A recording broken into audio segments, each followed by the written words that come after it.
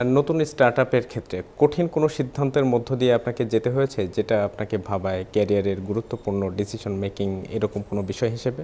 এরকম একটা সিদ্ধান্ত হতে পারে, আমি যদি আপনার সাথে বলি, আমাদের রিটেলে যাত্রা শুরু হয়, আমাদের ক্লোদিং ব্র্যান্ড ছিল নয়ের।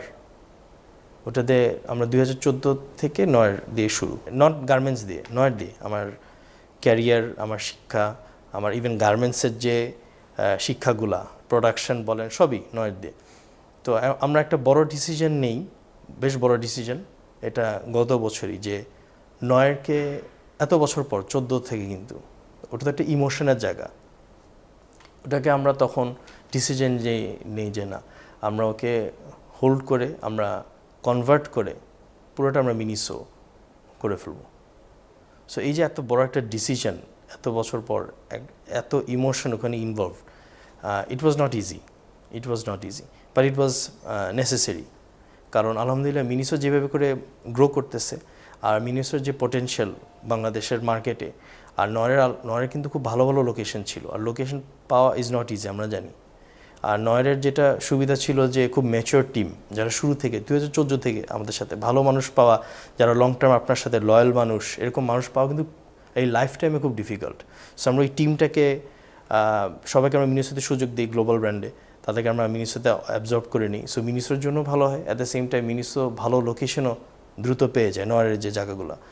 সো অপটিমাইজ করা অপারেশন, আর ইমোশনকে ইমোশনের জায়গায় রাখা, আর কোম্পানির দিকে চিন্তা করা মোর ইম্পর্টেন্ট। যে সো এই ধরনের ডিসিশন আসলে আমরা, এটা একটা এক্সাম্পল হতে পারে।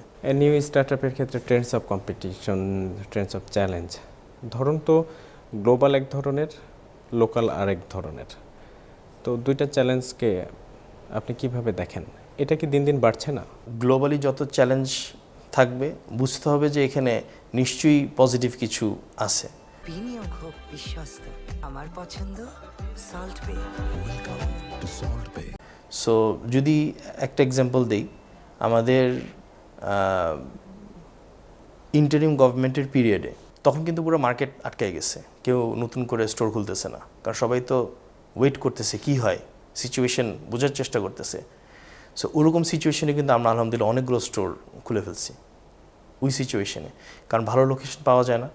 আর ভালো লোকেশন যদি থাকেও, কুইক ডিসিশন না নিলে এটা চলে যায়। সো যখন আমরা দেখলাম যে না, অন্য ব্র্যান্ডরা আটকায় আছে, একটু কনজারভেটিভ, তখন আমরা খুব অ্যাগ্রেসিভভাবে আগায় আসি। সো এটা একটা হতে পারে যে চ্যালেঞ্জের মধ্যে অপরচুনিটি। আরেকটা হতে পারে, যদি গার্মেন্টস সেক্টরই যদি বলি, আমাদের ওভারঅল যে ট্যারিফ ইস্যুর কারণে কিন্তু আমরা সেক্টর হিসাবে যখন দেখলাম যে ইউএস মার্কেটে একটা বড় রকম ট্যারিফ আসে, ইউএস মার্কেটে কী হবে, একটা কনফিউশন আসে, ওই কনফিউশনের ধাক্কায় কিন্তু আমাদের সেক্টর থেকে আমরা ম্যাসিভভাবে চেষ্টা করি, সব গার্মেন্টস উদ্যোক্তারা, যে নতুন মার্কেট কী আছে। আমেরিকাকে তো আপনি বাদ দিতে পারবেন, America is our biggest market, but নতুন অপরচুনিটি তখন আমরা খুঁজতে শুরু করি। আলহামদুলিল্লাহ পার্সোনালি তখন আমিও দেখি যে না, আলহামদুলিল্লাহ অনেক নতুন নতুন বায়ার তখন অনবোর্ড করি। চায়না থেকে অনেক অপরচুনিটি বাংলাদেশে আসে, অনেক ট্রেডিং হাউস তাদের অর্ডার এখানে শিফট করে নিয়ে আসে। So these are opportunities. Of course challenge থাকবে, বাট আপনি ওই যেটা বললাম, খুঁজতে হবে। গ্লোবাল ব্র্যান্ডরা বাংলাদেশে আসতে কনফিডেন্ট কেন ফিল করে না? ডলার রেট একটা বড় ইস্যু, কারণ আলটিমেটলি আমাদেরকে সব তো ইম্পোর্ট করে এখানে সেল করতে হবে। দেখা যায় যে আমাদের এখানে প্রাইস এত বেশি পড়ে যায়, selling price, it gets difficult to compete. কারণ আমাদের এখানে সবাই তো অলওয়েজ ট্রাভেলিং, আশেপাশে এই যে থাইল্যান্ড বলেন, সিঙ্গাপুর, মালয়েশিয়া, সব দেশ আশেপাশে। আর এখন আমাদের লোকাল ফ্লাইটস বলেন, বাংলাদেশের যে এয়ারলাইন্স, সব অল র্যান্ডম ট্রাভেলিং সবাই করতেছে। সো এমন না যে এই ব্র্যান্ডগুলো বাইরে গিয়ে কেউ কিনতে পারবে না, তা না। আর এরকমও অনেক দেখি যে ফেসবুকের মাধ্যমে অনেকে বিক্রি করে, অনলাইন থেকে আপনি বাইরে থেকে অনেকে অনেক কিছু নিয়ে আসতেছে। So competition is high, but একটা গ্লোবাল ব্র্যান্ডকে যদি আপনি চান যে বাংলাদেশে আসবে, একটা না, অনেক গ্লোবাল ব্র্যান্ড, তাকে এই ফ্যাসিলিটিগুলো দিতে হবে। একটা হচ্ছে রেট নিয়ে আমরা অনেক সাফার করি, আর ডিউটিও খুব হাই। এখন যখন ডিউটি হাই থাকে, ইম্পোর্ট করে আলটিমেটলি কাস্টমাররা এই বেনিফিটটা পায় না, আমাকে তো কাস্টমারকে দেখতে হবে। আর তখন দেখা যায় যে সেলিং প্রাইসগুলো একটু বেড়ে যায়। এখন এর জন্য কিন্তু আসলে আমাদের এখানে টপ লেভেল ব্র্যান্ডরা আসতে পারে না। সাধারণত দেখা যায় mid range brand, even coffee shop বলেন, এনি মাস্টার ফ্র্যাঞ্চাইজ যদি আমি কথা বলি, এনি টপ লেভেল ফ্র্যাঞ্চাইজ আসলে বাংলাদেশে এসে তখন দেখা যায় যে ওই ফ্যাসিলিটিগুলো পায় না সার্ভাইভ করার জন্য।